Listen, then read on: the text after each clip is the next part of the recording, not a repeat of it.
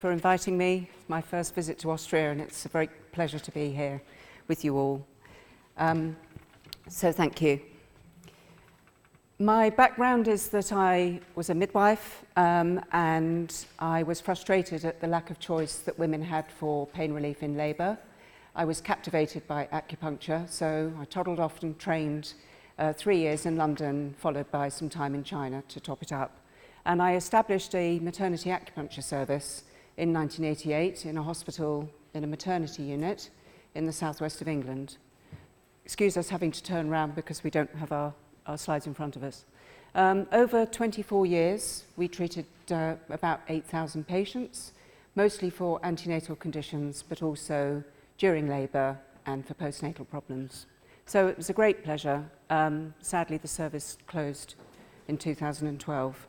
So that's how I kind of got interested in acupuncture. So I still practice acupuncture privately and am very involved in teaching. So I'm here this morning to discuss a horrible condition that can happen after you guys have got your infertile patients pregnant. I used this for my dissertation, for my master's study, as Olivia mentioned, and it was towards an MSc in Advanced Oriental Medicine. So the topic I've chosen is something I feel really passionate about. We treated it a lot in the hospital, and I treated it privately and still do in my private clinic. And as a midwife, hyperemesis was really not covered very well. And the first time I really saw it was in my acupuncture clinic at the hospital, when a poor woman was brought by her mother. And I was totally shocked at the state that she was in and horrified that she'd been allowed to get so bad. As she walked past me, she could barely look at me, and the smell of ketones on her breath was overwhelming. So I think we can do an awful lot to identify the difference between nausea and vomiting of pregnancy, which we know is very common, about 70% of patients, and although the incidence of HG, hyperemesis gravidarum, is much lower, the consequences are far more serious. So that's where I decided to focus my dissertation. This is the definition from the Royal College of Obstetricians and Gynecologists in the UK, and if you look at the literature, you'll find that it's a pretty similar definition across most countries, as far as I've found out. So, HG is an obstetric red flag. It's something that we teach the acupuncture community. In the UK, acupuncturists can practice without being midwives, nurses or doctors or physios. So it's important when they're training that they are aware of the things that need to be safe about. And HG is definitely one of these red flags that we discuss. So it's a life-threatening condition. And until 60 years ago, that's 1957 roughly, that's the year I was born. It's unbelievable to think that women still died from HG. And in fact, there were still 6 deaths between 2006 and 2012 from complications associated with HG. And that's from the confidential inquiries into maternal mortality, 2 different separate reports. That's just crazy. We know that the problems to do with dehydration and metabolic imbalance can be potentially serious, and there are implications as well for the fetus. And patients have described a sense of dying, suicidal ideas, and termination of the pregnancy. And there has been a lot of qualitative research looking at HG now, and our Duchess did us a bit of a favour really, because a lot of people had never heard of HG until she got pregnant, and it really hit the media big time. And it's led to a cascade of papers and publications and support groups, which is very good for the patients. To me, it doesn't get any worse than that. It's the commonest indication of admission to hospital in the first half of pregnancy, and it's second only to premature labour as a cause of hospitalisation during the whole of pregnancy. And in 2018, there were more than 36,000 admissions for pregnant women needing urgent care because of extreme sickness and dehydration. So it's still a real problem. there are other risks to the mother and baby, and a Swedish study looked at women admitted in the second trimester of pregnancy and found that there were problems with babies with small gestational age and instances of placental abruption. So it's not just the dehydration of the woman, it's the ongoing effects that we have to be aware of. There's very little understanding and support. This is coming out from the women who have reported unbelievable comments when they've been admitted to hospital from the medical staff and the midwifery staff, and a lack of compassion. So post-traumatic stress disorder, it's not just about treating the physical symptoms and addressing the dehydration, it's about all the other impacts that this horrible condition has. Medical treatment is limited and it's often accepted reluctantly, and partly because of the thalidomide disaster, again in the 1950s. Women are very cautious about taking medication in pregnancy, and a lot of doctors are hesitant about giving drugs, particularly in those early weeks of fetal development. There's only one antiemetic currently licensed for use in pregnancy in the UK for sickness, which is Zomvia. It used to be called Debendox, doxylamine succinate and pyridoxine. But women are prescribed a group of different antiemetics, but there's spurious evidence about the safety of some of them. Even on Dansitron, there's some papers suggesting that there may be problems with cleft lip at these early stages. So, horrible condition.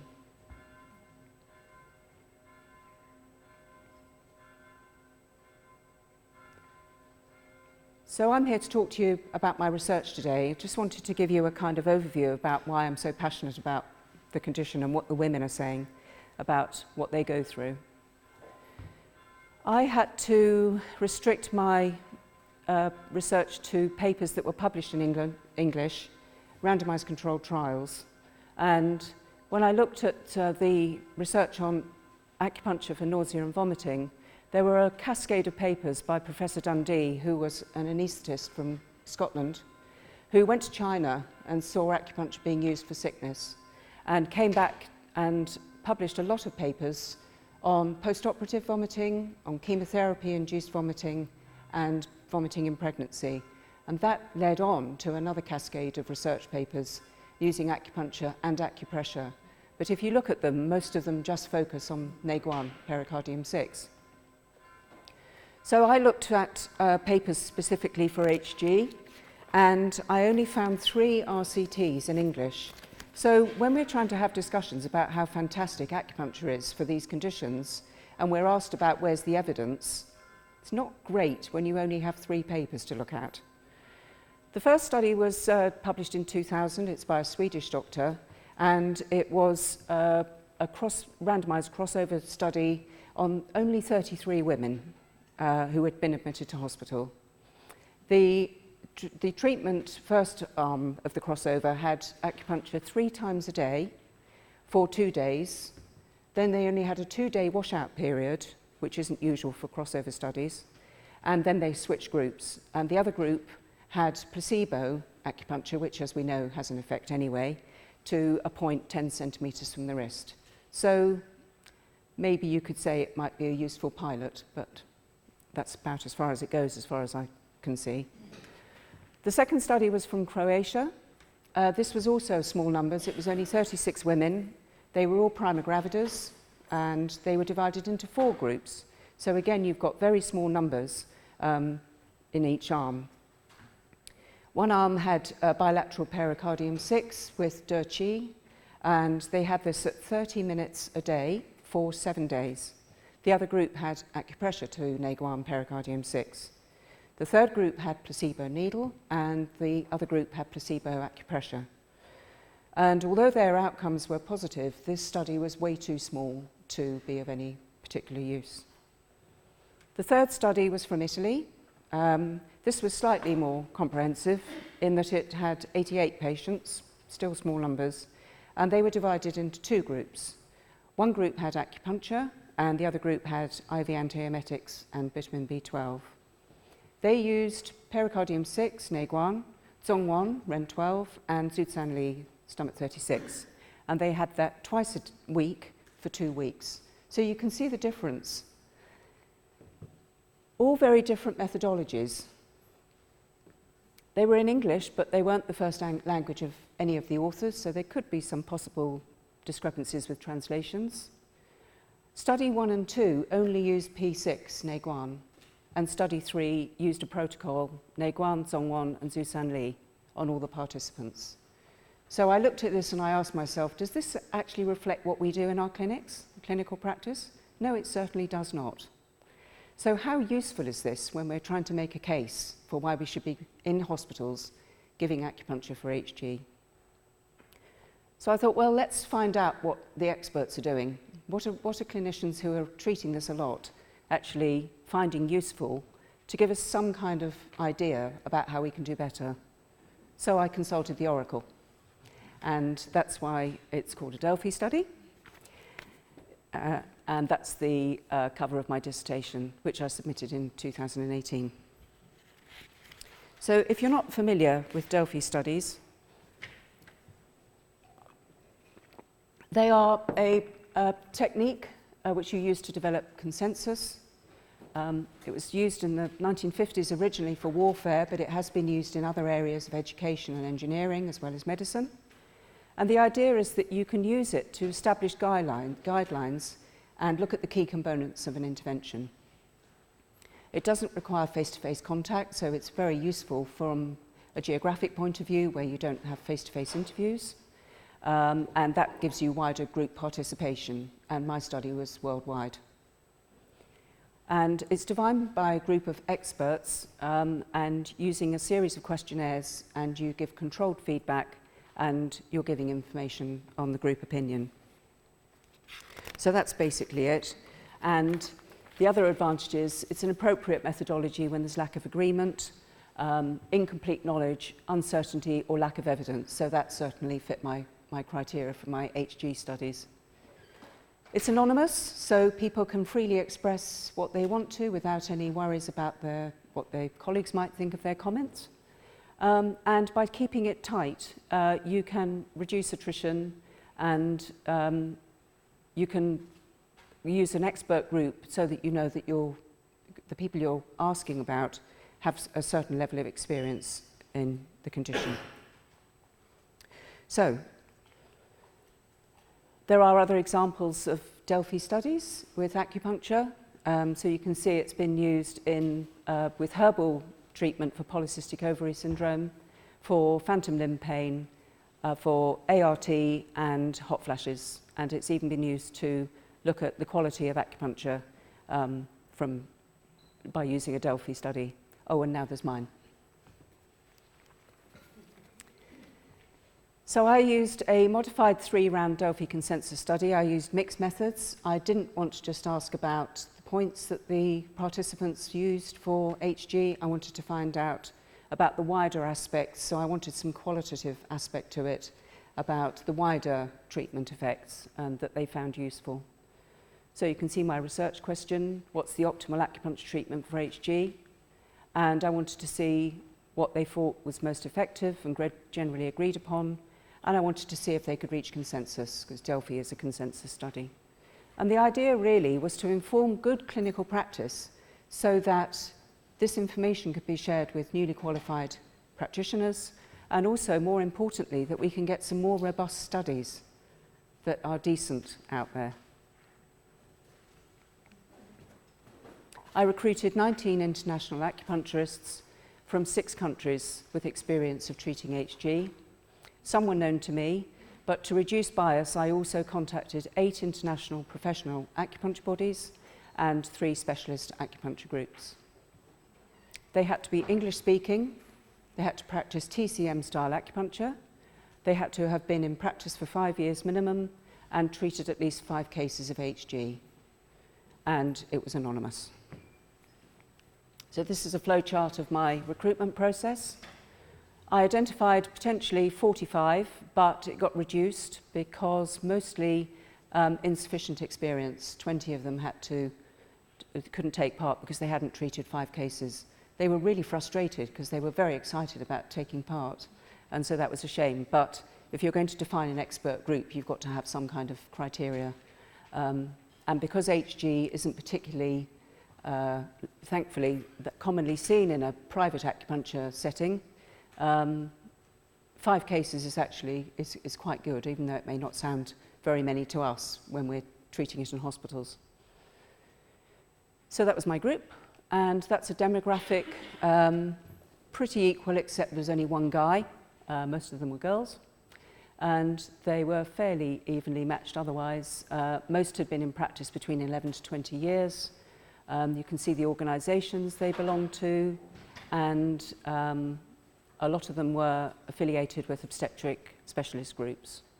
I did check whether any of them had a personal experience of HG, because I didn't want to stir up any horrible memories, and I wanted to make sure that that was okay for them to take part, but none, thankfully, had.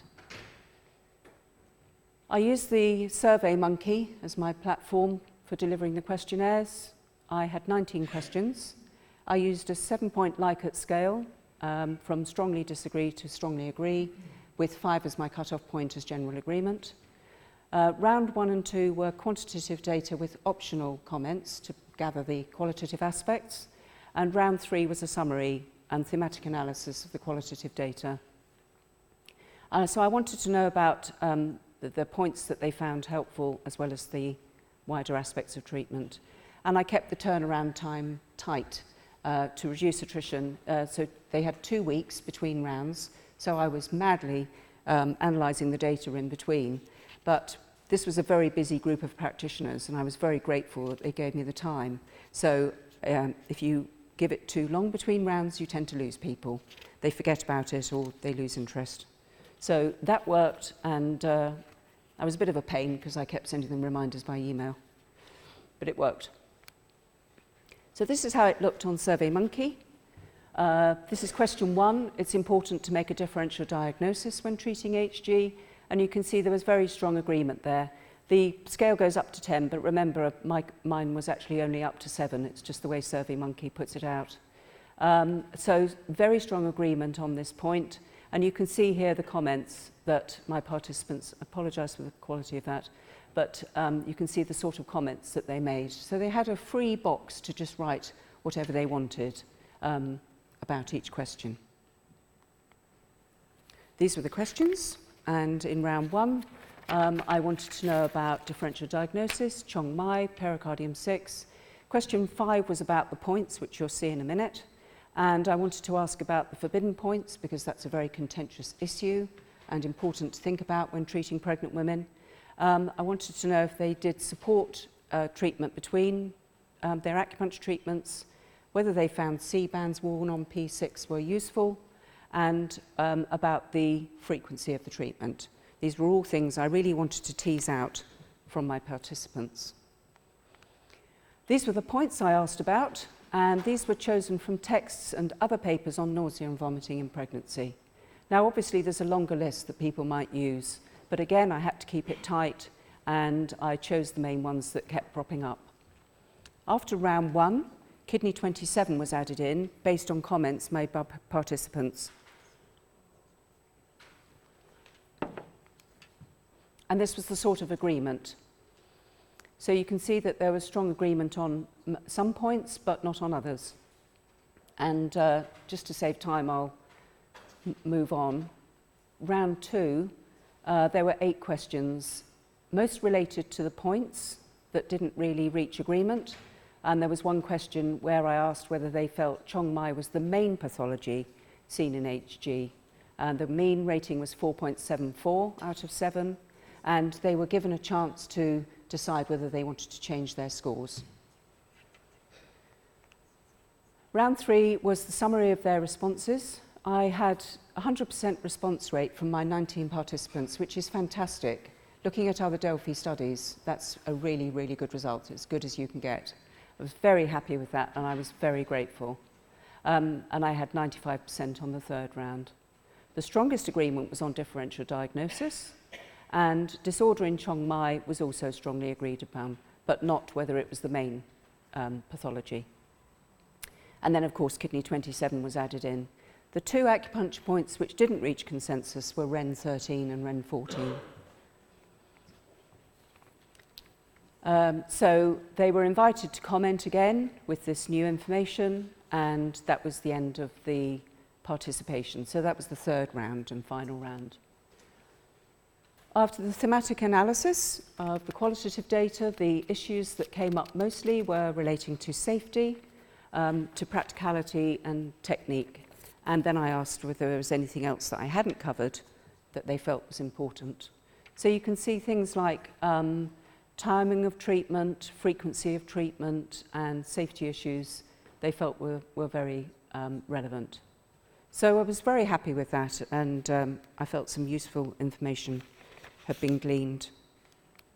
So just to summarise, good response rate from the first two and 95%, so there was only one participant who didn't change anything or comment in the third round. Consensus was achieved on all but two questions which related to points, and these results can be used to inform clinical practice and hopefully to design more robust research studies. I think it's important to be aware of the resources for support for the women when they talk about the lack of understanding, to point them to forums and websites where they can get information for themselves, feel supported, not feel isolated and alone, which is what they say. So that's something that we make sure we share. And resources for us as practitioners. There are several acupuncture specialist obstetric groups. The OBAA has already been mentioned. A fantastic resource with roundtable discussions, healthy seminars for wonderful access to online education. There are specific acupuncture for childbirth groups. We have the research evidence-based acupuncture for resources. And MAMPS is a maternity acupuncture mentoring and peer support online program delivered through healthy seminars, which has online students from all over the world taking part in modules for continuing education. So we can use this information, I hope, to build bridges, particularly in the countries where acupuncturists are trying to make relationships with medical doctors, midwives, and other health professionals in order to make acupuncture more widely available. We can do this through giving talks, be familiar with the latest research so we can discuss the evidence base, and never stop learning, which is why we're all here. My references are in your pack, and thank you very much for listening.